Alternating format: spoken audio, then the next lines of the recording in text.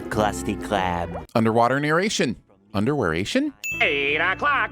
So long, suckers. Closing Bikini Bottom's premiere eatery at 8 p.m. is way too early. What's that you say? The whole point of this episode is that they eventually stay open later? I know, but I once missed a peanut butter shake I was craving because Dairy Queen closed at 8. And I'm the one handing out the sins here, damn it. I got a hot date with a little lady, and her name is Clarinet. Being this horny for your musical instrument as a romantic partner. You just closed and you're already sporting woodwind? Are you open? This guy. And yes, the store can be wrong for being closed, and Tom can be wrong for trying to get food when the store is clearly closed. It's called nuance. Learn it. I'll have a Krabby Patty Deluxe and a double chili kelp fries. Even if this fish is dumb enough to miss the close sign, is he dumb enough to miss that he isn't at a drive-thru window? Straddling your employee. You mean, if we stayed open later, you'd give us your money? Agreed.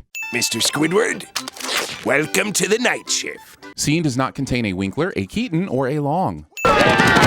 Discount Hamburglar. Crab Burglar? Considering it's closed, why were this many people just hanging around outside Krusty Burger, or whatever cartoon-based Krusty restaurant this is, in the first place? Wow! Now we never have to stop working! Do you even have the supplies to do this? Expanding the business overnight also means expanding your ordering. Krabby Patties don't just grow on trees, you know.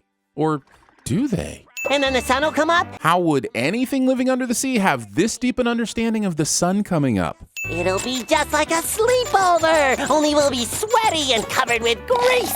So, just like a regular sleepover then? I'm chopping lettuce at night. Chopping lettuce with a spatula. Come on, S-Bob. You know spatulas are only good for flipping burgers, swatting flies, and reaching that one itch you can't quite get to right at the top of your crack. Look at me, I'm swabbing the bathroom. SpongeBob Streptococcus pants. Not so huggable now, is he? Also, this is just terrible bathroom design. First, are these barely there sheets made by Facebook? Because they don't seem at all concerned with your privacy. Second, why are the sink and hand towel stations right outside the stalls with barely any room for someone to exit while someone else is cleaning their hands? And finally, who puts a locker in a bathroom right next to a toilet? You might as well just dip your personal items straight in E. coli and be done with it. Here, give me a moment's peace and take out the trash. Trash that you were hanging out with? Is it normal to have a bag of trash at the ready under the counter like this?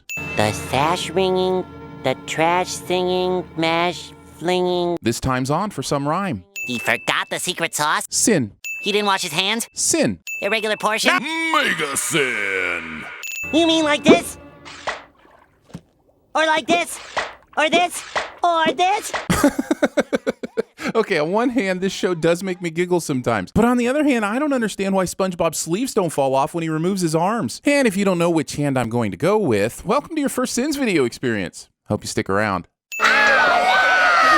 Legend says all these arms went off to grow new SpongeBob bodies and start a SpongeBob colony. They created their own government and were doing really well until they traumatically collapsed. Ironically, it was because they couldn't agree about the right to bear arms. Can I have some ketchup? Not keeping ketchup available at a separate dispenser area. I'm beginning to think Krusty Krab may be a subpar eating establishment. Eating yourself.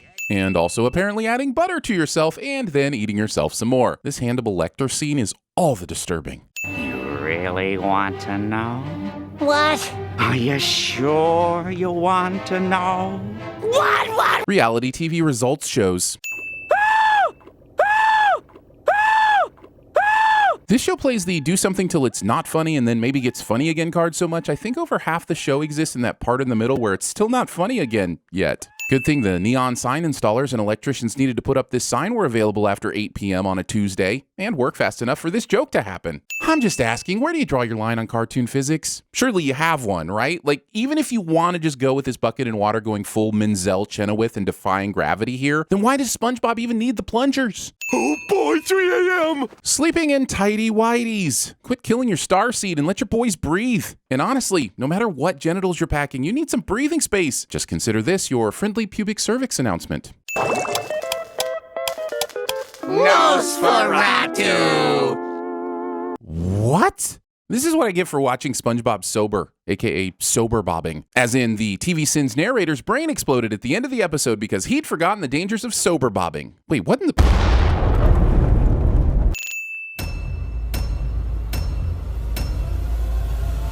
A sharpened stainless steel hook where his right hand used to be.